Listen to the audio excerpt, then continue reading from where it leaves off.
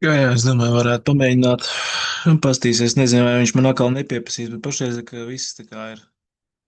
Es zinu, pa lielam šitā viņš sukabļē man stopu paņēma un smuki nāk nolidojas lejā, bet no atkal apakaļ. Bet es skatos uz šo te izsoli. Pašreiz ir septembris šajā te izsolē nav.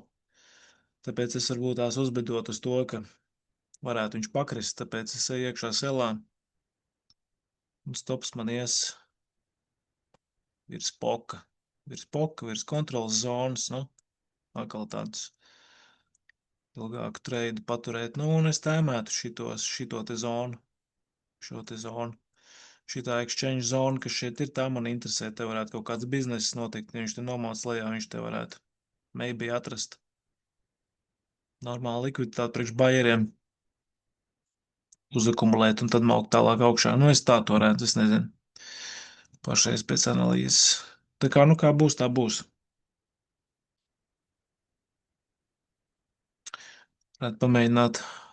Man vajag 5K, man vajag atsist apakaļ, lai es atsistu zāģi, 5K man ir nopisināti. Tad es būtu atsist zāģi. Mhm. Nu, redzēs. Teikt profitu nelikšu pašreiz. Nahoj man viņš nav vajadzīgs.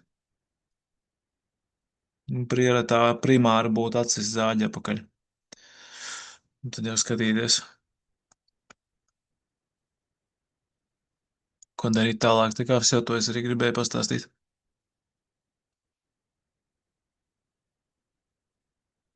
Es nekomentēšu to, nezinu neko. Nav man nekāda ideja. Neko es te nevaru pateikt. Jā, davai, labi. Es maucu pa darīšanām.